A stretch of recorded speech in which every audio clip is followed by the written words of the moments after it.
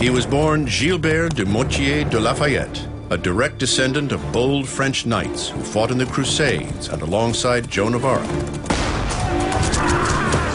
During the American Revolution, he became one of George Washington's most trusted commanders. Much more than comrades in arms, the two were like father and son. The moment Lafayette saw Washington, he looked at him and he said, "That's the man I want to be like." Lafayette was an inexperienced 19-year-old when he arrived in America. Within 5 years, he would become skilled in both conventional and guerrilla-type tactics, and would play an important role in the critical Patriot victory at Yorktown, the battle that ultimately won the Revolution. He had a kind of sense of destiny, and he was willing to take risks and not worry. The Marquis de Lafayette, next on Washington's Generals.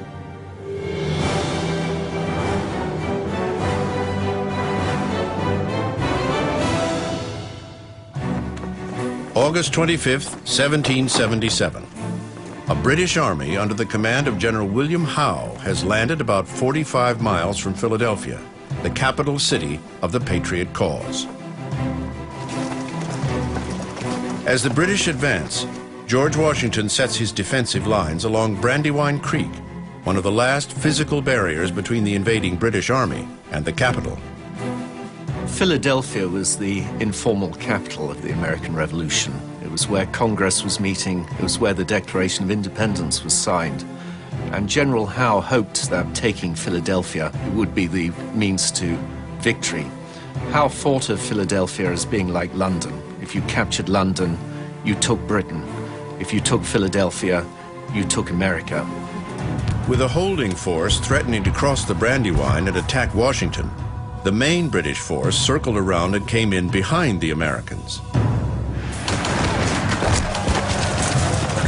Alongside Washington that day was a young Frenchman who had volunteered for service in the Continental Army. His name was the Marquis de Lafayette, and although his military skills were untested, he held the rank of Major General. Lafayette, I doubt if he actually tugged on Washington's sleeve, but he pestered Washington so much, saying, "Let me go into battle, let me go into battle, let me just go out there and fight." Finally, Washington, just to get rid of him, because he was trying to talk to his other officers, said, "Okay, go ahead." Lafayette rode into the center of the battle, at precisely the spot where British troops were concentrating their heaviest fire. The Continentals were coming undone in the face of the furious attack, panic-stricken into a frenzied retreat. Lafayette actually threw himself into the fight and tried to rally these American troops with whom he could hardly communicate because, remember, his English is still very poor at this point. But he stood his ground. Finally, he got off his horse to rally them, and these men rallied around Lafayette, and he finally got them regrouped so that they could retreat in order back to the safety of the woods. Who was this impetuous, daring young Frenchman? Why was he risking his life for Washington and the American cause? Some of the answers can be found in his distinguished lineage. Lafayette was a man born and bred to be a warrior.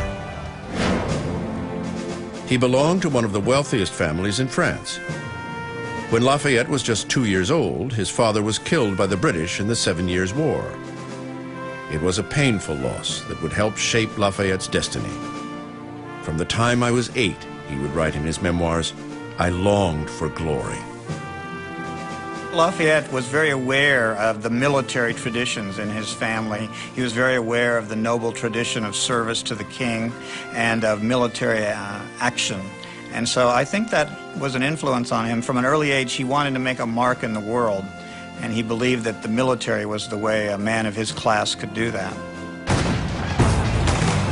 For the impressionable young nobleman with a thirst for glory and the military in his blood, the American Revolution became both a quest and a calling. Lafayette was not the only French officer to embrace the revolution, but he was one of the most prominent. Early in 1777, Silas Deane, the American representative in Paris, granted the persistent young Frenchman a commission as a major general in the Continental Army.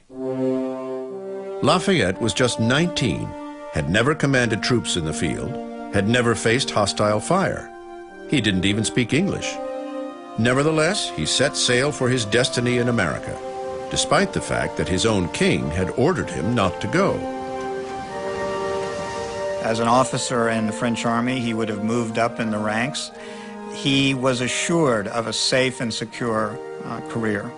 In giving all that up, he was taking a risk that's very hard to imagine how a 19-year-old boy would make that decision, because he was really almost a boy. In the summer of 1777, Lafayette arrived in Philadelphia to present his military commission to Congress. And Lafayette arrives at the Congress and says, "Here I am. I know you're going to be pleased. I'm here to join the Continental Army." And the Congress at that point was very skeptical of these French volunteers who had been streaming into Philadelphia now for quite a few months. And they basically said, "Sorry, we don't need any more French officers." They weren't impressed by the fact that he had a promise of a commission from Silas Deane in Paris. Lafayette was unshaken by the cold reception. As it turned out, the young Frenchman had a friend in high places. Ben Franklin, by this point, had gone to Paris. So a letter arrived shortly after Lafayette arrived in Philadelphia. It said, "Lafayette is very well connected. You need to pay attention to this young man. He can help us." And people at the Congress immediately got more interested in Lafayette. But it was more than Lafayette's stature and his royal connections that impressed members of Congress.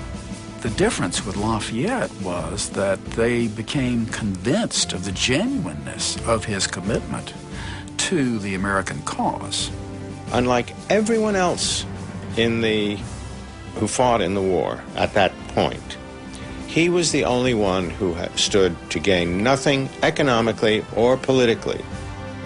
On July 31st, 1777, an act of Congress granted the Marquis de Lafayette an honorary commission in the Continental Army at the rank of Major General.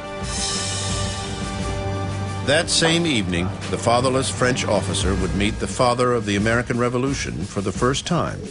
It was the beginning of an intense, enduring friendship, one that would help change the course of the war.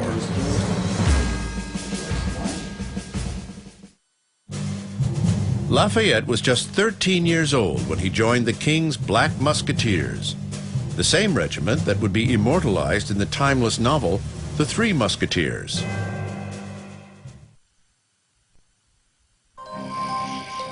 July 31st, 1777, Philadelphia. George Washington is in the capital to make plans against the impending British attack. At a well-known local tavern, he takes time for a late supper with a few members of Congress. When the Marquis de Lafayette is presented to Washington, there is an obvious rapport.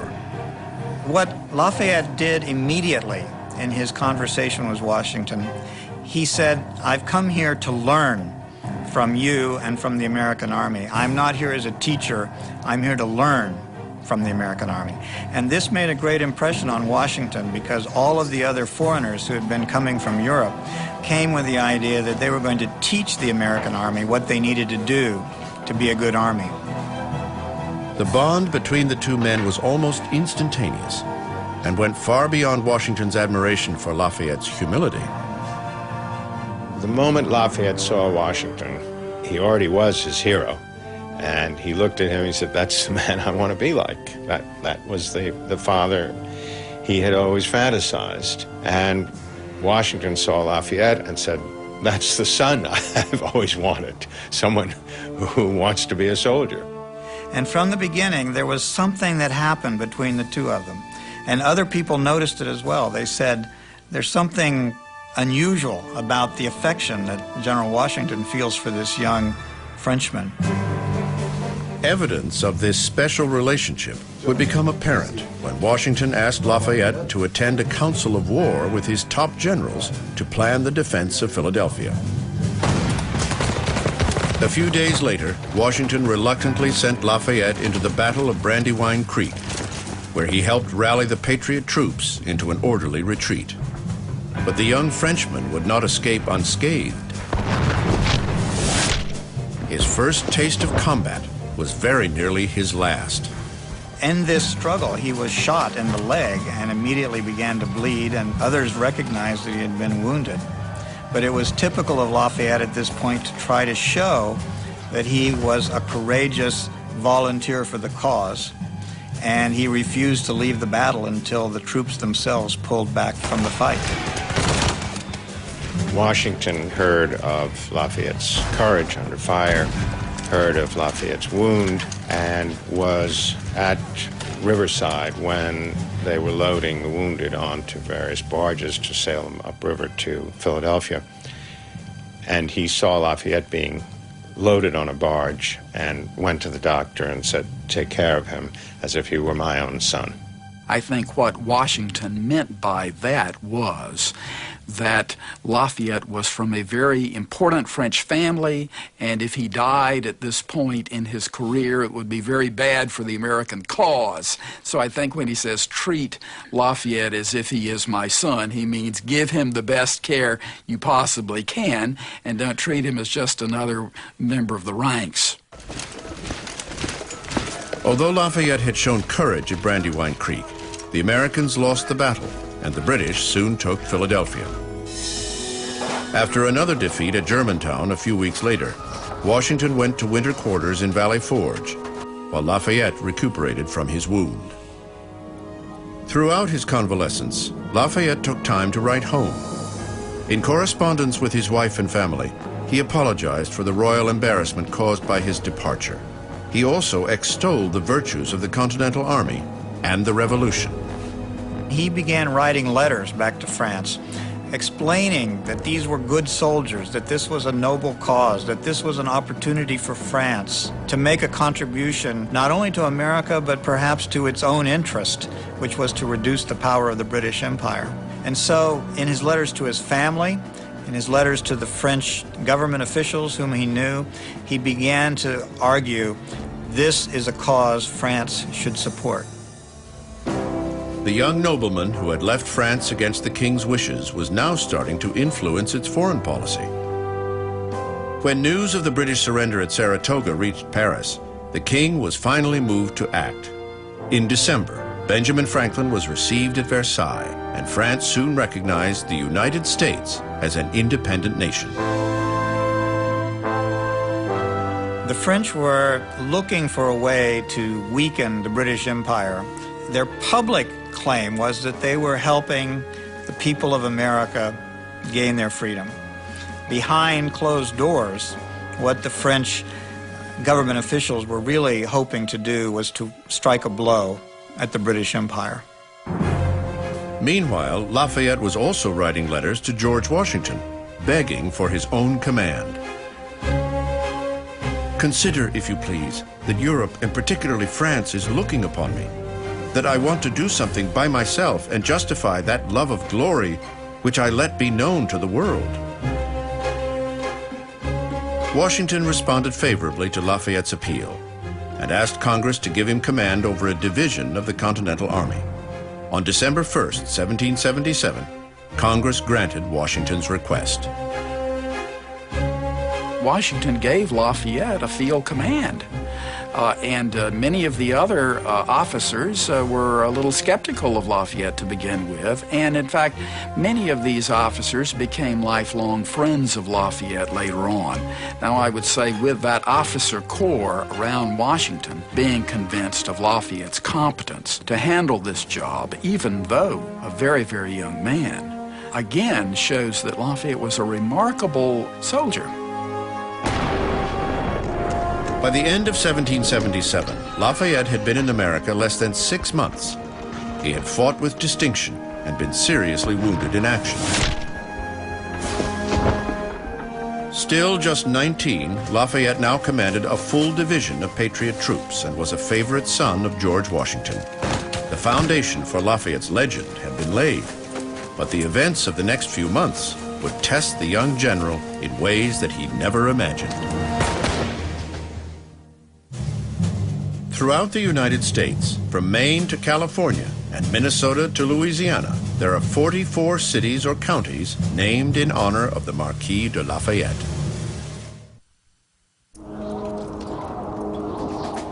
Winter 1778. At Valley Forge, Pennsylvania, George Washington's battered army is struggling to survive in the face of hunger, disease, and deprivation.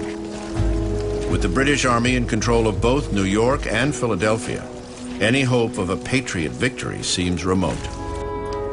A few in Congress and the military began to ask whether George Washington should remain as Commander-in-Chief of the Continental Army.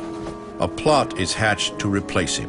It is called the Conway Cabal, after General Thomas Conway, one of Washington's harshest critics. The conspiracy will prove to be a defining moment for both Washington and Lafayette. When the group of generals and members of Congress who were involved tried to enlist Lafayette, Lafayette took the bold step of going to their meeting, and when a toast was given to Congress, after everyone was rising to give the toast, Lafayette interjected, "and to General Washington," which of course then put everybody in a very difficult situation of continuing with the toast. In a sense, this was a turning point for Lafayette, because he made it clear from that point on that he was George Washington's man, no matter what might happen. And Washington knew that. He knew about the Conway Cabal, and when he understood that Lafayette was his supporter, it deepened the relationship between Lafayette and Washington. Support for the Cabal soon disintegrated, and the spring brought new hope. Fresh troops were pouring into Valley Forge, and the Treaty of Alliance with France had been finalized. Soon, Congress was pressuring Washington to retake Philadelphia. In May, he ordered Lafayette and a force of light troops to observe the British and harass them whenever possible. Washington urged Lafayette to keep moving and specifically warned him against setting up any stationary positions that might become a tempting target. To the British, it would have had great symbolic meaning to capture this young Frenchman, partly because it would have humiliated his family, partly because it would be a way of showing that no one was safe from the British Army. So they had a great desire to get Lafayette, who had become more than a general. He had become a symbol of French-American relations. Ignoring Washington's warning, Lafayette set up a stationary position on the very first night of his mission. Barren Hill lies halfway between Valley Forge and Philadelphia, and seemed to Lafayette perfectly defensible, offering good views of any attacking force and well protected by the steep cliff running down to the Schuylkill River. When British Commander William Howe received word of Lafayette's position, he sent 8,000 troops to trap him. Howe was just chomping at the bit with the idea, and in fact he writes to some of his officers, "Now we're going to get the boy," as they called him, and the idea of, holding Lafayette as a hostage. He was just so exuberant that he sent out a huge force. Lafayette was soon surrounded on three sides by British troops. The sheer cliff that he thought would protect him now trapped him against the river. Rather than surrender to the odds, Lafayette hatched a clever plan. In a sense, I believe he thought he would escape. He had a kind of sense of destiny. He talked about having a star, and he was willing to take risks and not worry. When Lafayette realized that he was caught between converging British columns, to the amazement, I think, of almost everyone there, he keeps his head. He doesn't panic. Even though a lot of his troops are getting very nervous, he decides to put on a bold front. What he'll do is he will give the appearance of putting up a fight. He sent little squads of 2 or 3 men to the edge of the wood, step out from the trees and fire at the British, and step back into the trees and disappear. All of these little teams darting in and out around the perimeter of the woods gave the British the impression that there was a huge force in there, much larger than they had anticipated. So they backed away from the woods and took positions ready for an all-out battle. With Howe convinced by the cunning illusion, Lafayette efficiently moved his troops down the cliff face and across the river. Lafayette's men escaped down to the river and across the river, and soon they pulled back the snipers. They escape, and the British keep firing. They move in closer, they hear guns, and suddenly the commander realized they were firing at each other. This trickery enabled Lafayette to get all of his troops out of there without losing an army that was in a very exposed position. And when he did that, Washington had a new respect for his ability to think creatively in a jam. It's a skillful maneuver and as brilliant an extrication of a trapped force as any you can find in the annals of the Revolution. Lafayette was proving himself a skilled commander, willing to shift tactics and improvise when necessary. In America, he had found the perfect war and the perfect army for his talents. Lafayette had two very fine instincts for a good leader. One was to listen to people. The other was to trust them. Now, here were a group of farmers who didn't know anything about warfare as it was fought in Europe.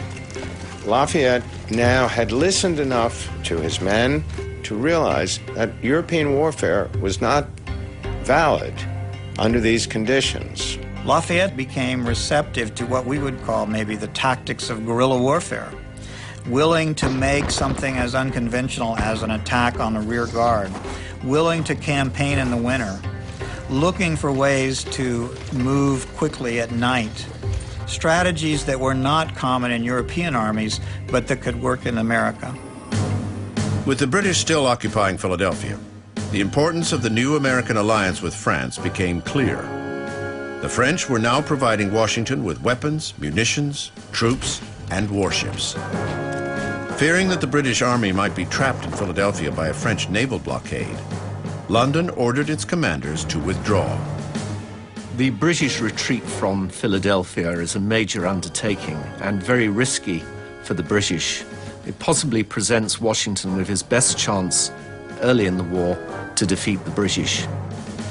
General Washington called a council of all his generals and said, would it be appropriate to take action? Some of the generals, General Lee, for example, said, I think we should be careful about doing something. Lafayette said, this is an opportunity. I think we should strike. Washington compromised by following the British convoy at a safe distance to see what might develop. After a steady rain turned the roads into a muddy bog, the British convoy ground to a halt near Monmouth Courthouse, New Jersey. Washington decided to take advantage and attack. General Charles Lee led the assault on the British rear guard, but it was so disorganized that the element of surprise was lost, giving the enemy time to prepare a defense. Lee conducts this poorly coordinated probe with a variety of brigades against the British rear guard, and when the British turn around, he starts pulling some units back, and other units who haven't received orders from him see their comrades retreating, and they start retreating. It becomes kind of like a spontaneous kind of thing, and Lee, instead of trying to bring any order out of this, just kind of goes along, goes drifting to the rear. When Washington arrives with his own charge, he collides head-on with Lee's retreating troops. Now furious, Washington desperately attempts to rally his own troops and turn Lee's around.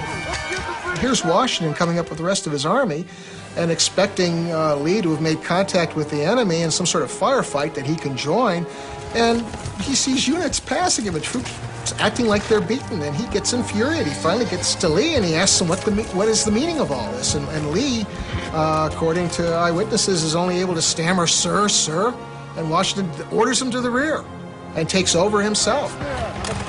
With Washington in command, the Continentals regrouped and stood firm against repeated British counterattacks.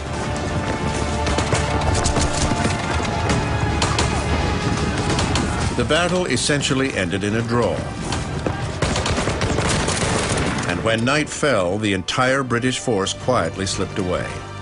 Lee's failure to execute apparently angered Lafayette as much as it did Washington. Lafayette, as he saw this opportunity to hit the British rear guard, believed this was the kind of risk the American army had to take. They had to do something unconventional.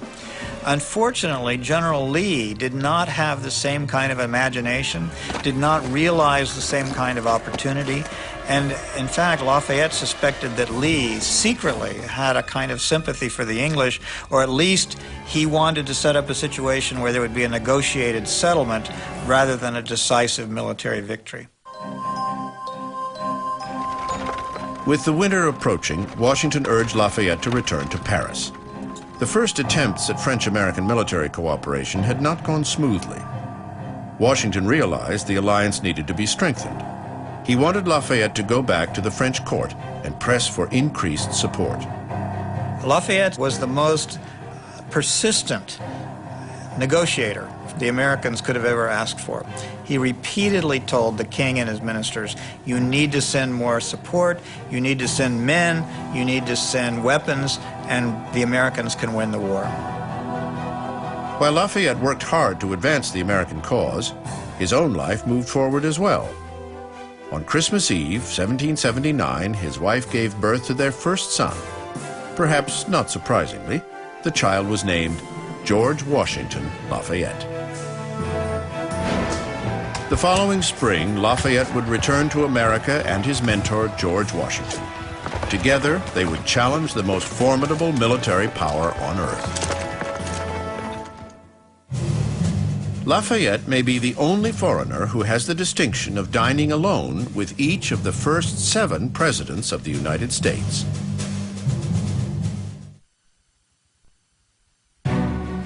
September 20th, 1780, Hartford, Connecticut. George Washington meets with the Supreme Commander of French forces, Lieutenant General Rochambeau, for the first time. Lafayette serves as translator. Lafayette was the only commander who could speak both languages fluently at that point. Washington couldn't speak any French, and Rochambeau couldn't speak any English. So you needed someone in between, and someone at a high enough level that could understand the overall battle plans, who was aware of what was going on and could talk intelligently.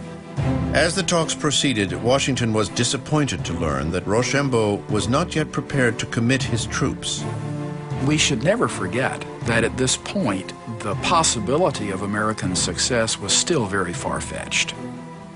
And so while the French were willing to join in the venture, they were still not willing to commit themselves completely to it. Rochambeau was very cautious. He didn't want to take any action yet. He thought they needed more troops, they needed more supplies, they needed more time to recover from the journey they had made from France.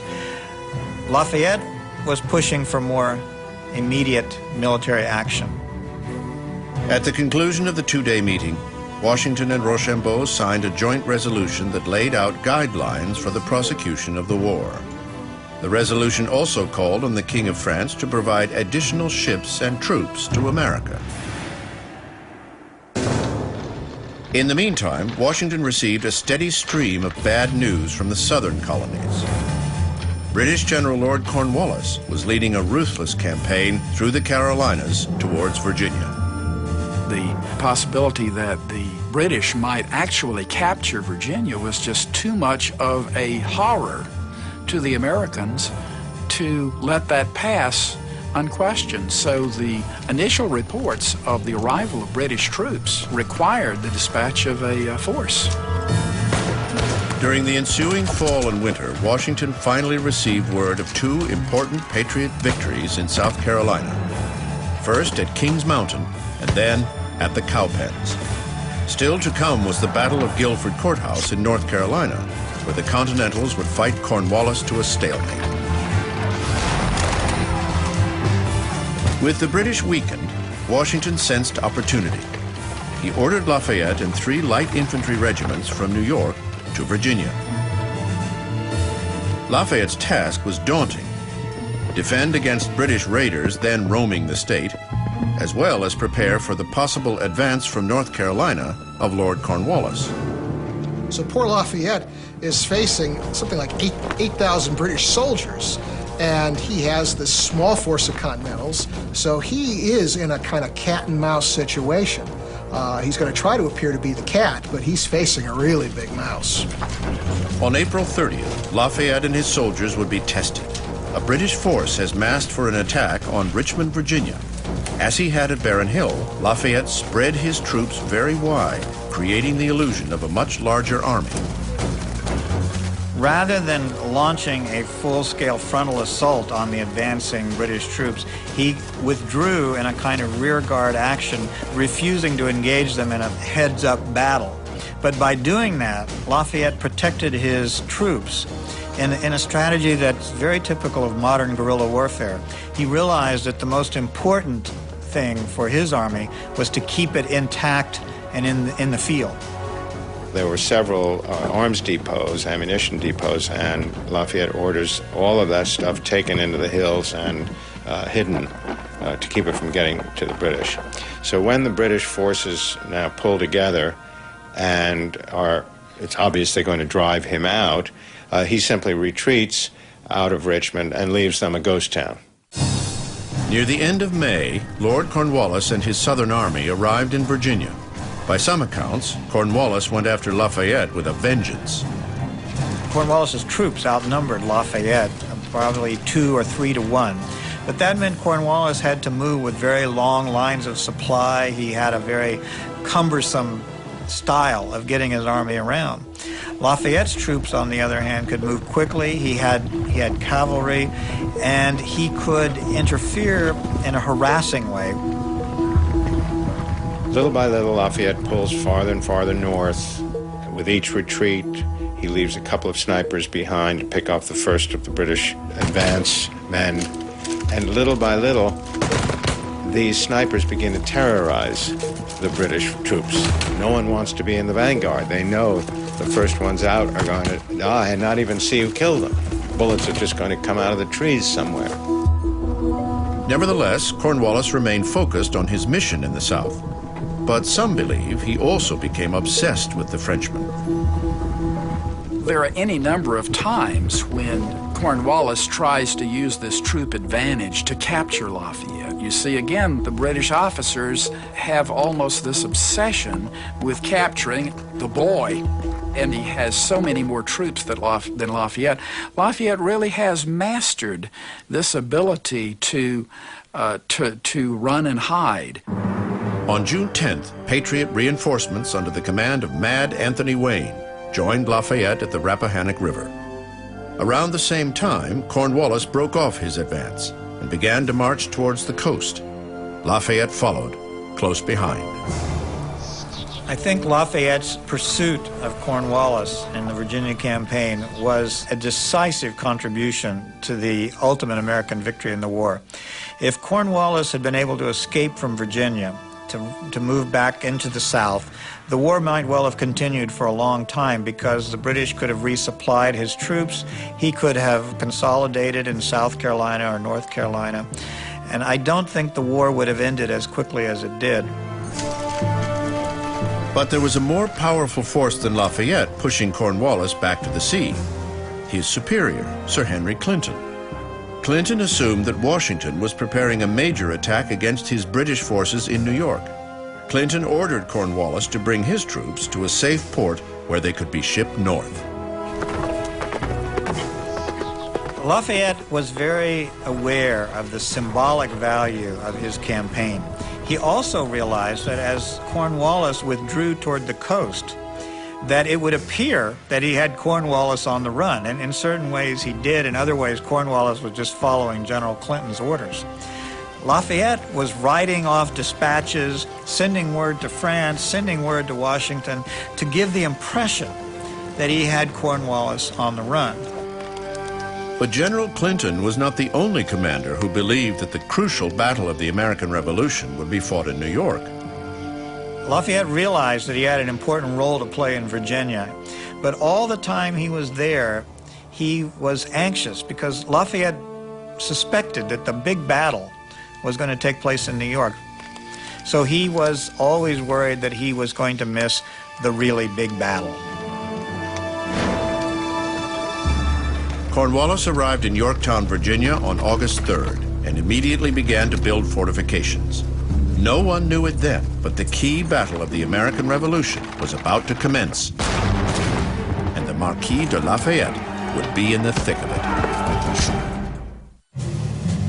An American flag has flown continuously over Lafayette's grave in Paris for more than a century. Even under the Nazi occupation during World War II, the flag was not disturbed. August 1781, Yorktown, Virginia. Lord Cornwallis and the British Army are now stranded on a narrow isthmus between the James River and the Chesapeake Bay. For the moment, Lafayette and his troops must be content to wait and watch. Once Cornwallis arrives at Yorktown, Lafayette just draws his troops up at a respectful distance, watching the various roads, leaving that area to keep an eye on Cornwallis and to oppose him if he tries to send out patrols or foraging parties and things like that. Although Cornwallis has his back to the sea, he's confident that the British Navy will rescue him. But George Washington and the French General Rochambeau have other ideas. Rather than engage the British forces in New York, they have decided to take on Cornwallis in Virginia. Lafayette was overjoyed because he realized that instead of his missing the battle in New York, he was at the central point for the most important campaign of the war, the moment when the French and the Americans were going to join together in a climactic battle. While Washington and Rochambeau moved their armies south to Yorktown, a French fleet sailed into the Chesapeake Bay. When a British fleet arrived to rescue Cornwallis, 30 French warships were waiting for them. The epic sea battle raged for 4 days. When it was over, the battered British fleet limped back to New York, and 3,000 French Marines were sent ashore to join Lafayette's forces. The trap was closing around Cornwallis. I think at that moment, when the word reached Cornwallis that that's the situation, he began to realize there was no way out. While the French Navy was driving off the British fleet, Washington and French General Rochambeau were approaching Yorktown with 8,000 American and 5,000 French troops. By the time they arrived in late September, the combined forces under Washington's command would number around 20,000 soldiers. The Americans and the French were very confident by early October that they had Cornwallis exactly where they wanted him. And in that moment, it was a chance for everybody to achieve some glory because there was a great feeling that this was going to be the decisive battle. On October 9th, Washington ordered his artillery to begin the bombardment of Cornwallis's encampment.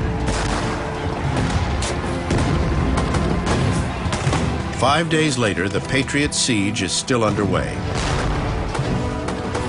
Lafayette, along with another Washington favorite, Alexander Hamilton, is chosen for a special mission. Washington wants to assault 2 British redoubts so he can move his artillery even closer to the British position. Lafayette has overall command of the operation. While French forces attack redoubt number 9, American soldiers mount a bayonet charge against the British artillery at redoubt number 10. Lafayette will pick 400 chosen light infantrymen to make the assault. And much to his delight, his command will take redoubt number 10 faster than redoubt number 9, which is being attacked by French troops. It's a high point for the Continental Army because at the beginning of the war, the British were the guys who did the dirty work with the bayonet. But the Continentals, they go in, Lafayette orders his troops to attack with unloaded muskets. So they're going to do it with cold steel. They're going to beat the British at their own game.